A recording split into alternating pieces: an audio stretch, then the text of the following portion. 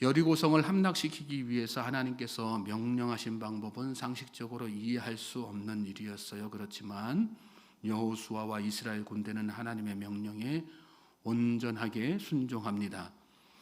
성도는 온전함으로 나아가야 됩니다. 부분적으로 믿고 부분적으로 순종하는 것은 불신이고 불순종입니다. 온전한 믿음 위에 온전한 하나님의 능력이 임하는 것입니다. 여호수아의 명령에 따라서 이스라엘 군대는 여호와의 궤를 앞세우고 성 주위를 한 바퀴 돌았습니다. 그리고 진영으로 돌아와서 잠을 잤습니다. 어제 본문인 11절 말씀에 나오는 내용이죠. 전쟁 중인데도 불구하고 지금이 전시지 않습니까? 그런데 한 바퀴 돌고 와서는 평안한 마음으로 잠을 잔 것입니다. 시편 127편 2절에 보면 여호와께서는 그의 사랑하는 자에게 잠을 주시도다, 이런 말씀이 있습니다. 잠을 못 이루는 것처럼 고통스러운 일은 없지요. 여러분들은 잠을 잘 주무십니까? 요즘 잠을 잘 주무시는 축복을 받으시기 바랍니다. 불면증, 잠 못 이루는 것의 대부분은 근심, 걱정, 염려 때문이죠. 하나님께 모든 것을 맡기면 근심, 염려가 다 사라지고 마음의 평안을 얻게 됩니다. 그리고 평안한 잠을 잘 수가 있는 것입니다. 이스라엘 자손들이 전쟁 중인데도 어떻게 이렇게 평안한 잠을 잘 수가 있었을까요? 전쟁이 여호와께 있음을 믿고 하나님께서 승리 주셨음을 마음속에 확신했기 때문에, 그러니까 마음속에 평안이 오고 근심 염려가 다 떠나가고, 그래서 평안한 잠을 잘 수가 있었던 것입니다. 저는 저와 여러분이 근심, 걱정, 염려와 매일 전쟁하는 그런 삶이 아니라 주님께 온전히 맡기고 안심하며 평안한 마음으로 사실 수 있길 바랍니다. 불면증이 다 사라지게 될 것입니다. 내가 고민한다고 해결돼요? 그렇지 않습니다. 하나님께 맡겨야 해결되는 것입니다. 부분적으로 맡기지 마시고 온전히 맡기십시오.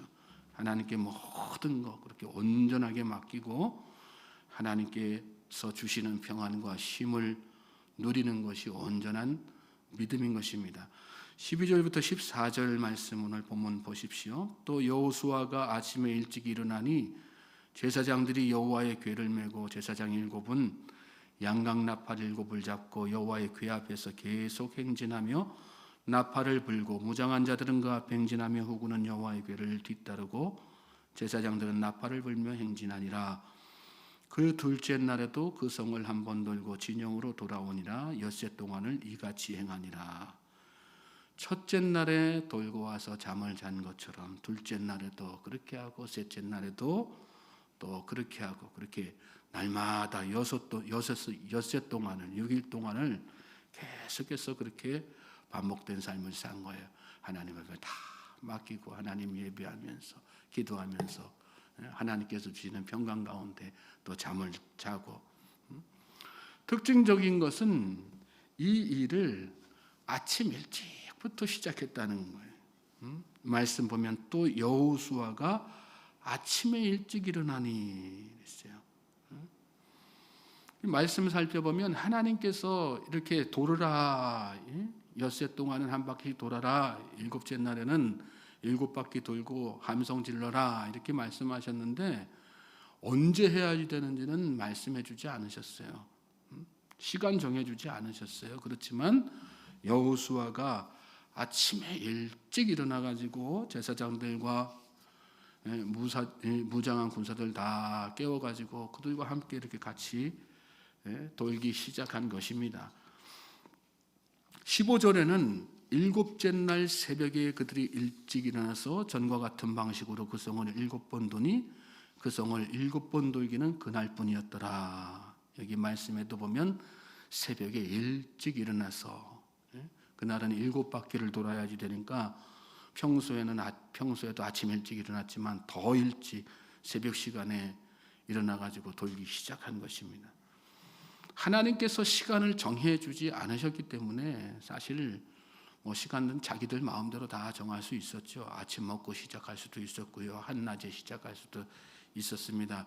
여리고성은 아주 큰 성은 아니었기 때문에 성 주위를 도는데 뭐 이렇게 하루 종일 막 이렇게 시간이 소요되고 그러는 건 아니었거든요.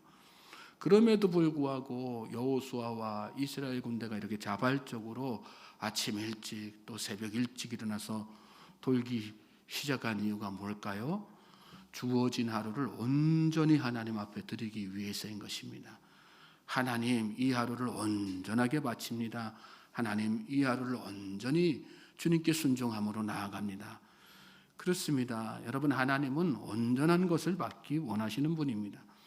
왜 하나님께서 나팔 소리만 들게 하시고 도는 동안에 일체의 대화를 금하셨을까요? 온전한 그 시간에 온전한 예배자가 되게 하기 위해서 그런 거죠.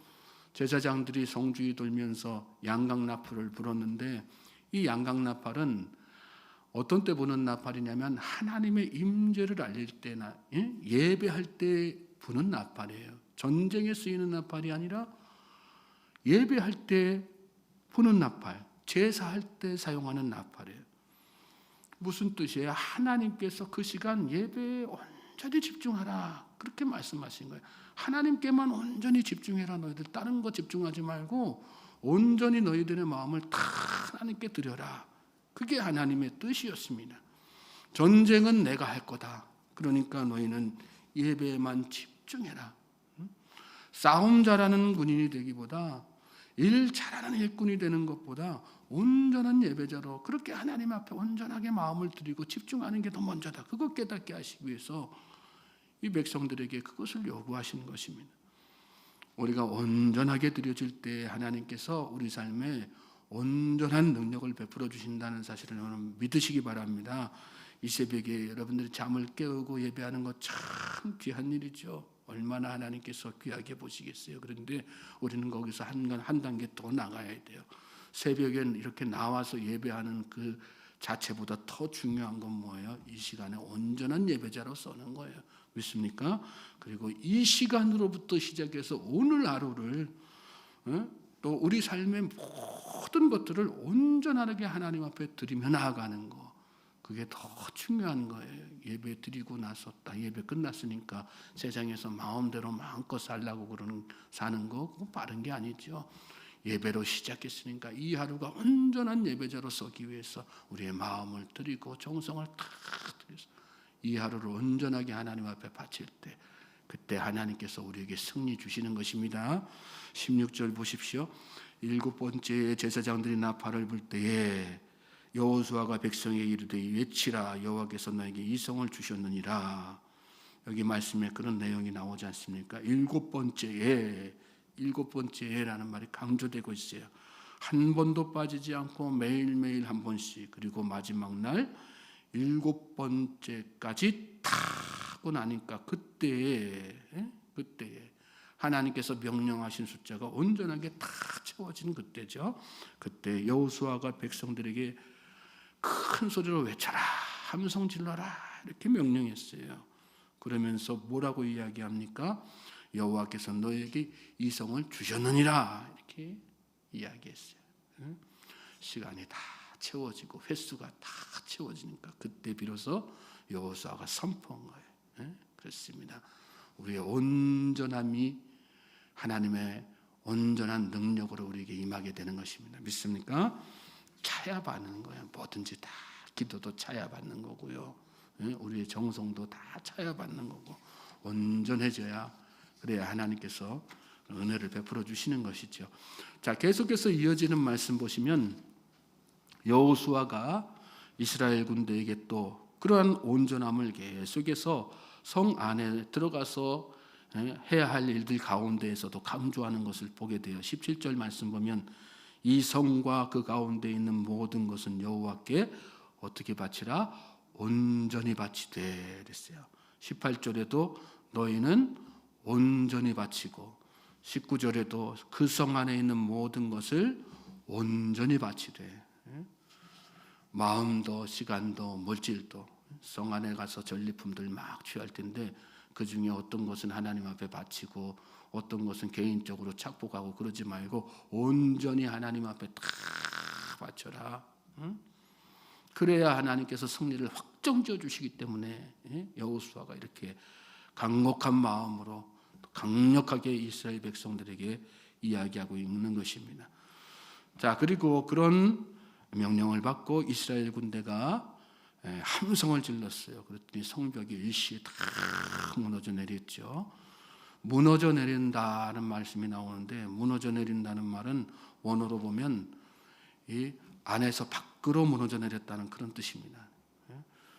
안에서 밖으로 무너져 내렸다는 얘기는 무슨 뜻이에요? 밖에서 힘이 작용했다는 거예요? 그렇지 않죠? 밖에서 사람의 힘이 작용한 것이 아니라 하나님께서 무너뜨려 주셨다는, 온전한 하나님의 능력으로 다 일시에 무너뜨려 주셨다는 그런 뜻입니다. 자, 성 안에 들어간 군사들은 명령에 따라 모든 전리품을 다 하나님께 바쳤습니다. 그런 와중에 뒤에 이어지는 말씀 보면 라합의 가족들이 구원받는 장면이 나오죠. 라합의 가족들은 라합뿐만 아니라 그 가족 부모 형제 다 해서 온전하게 구원받았어요.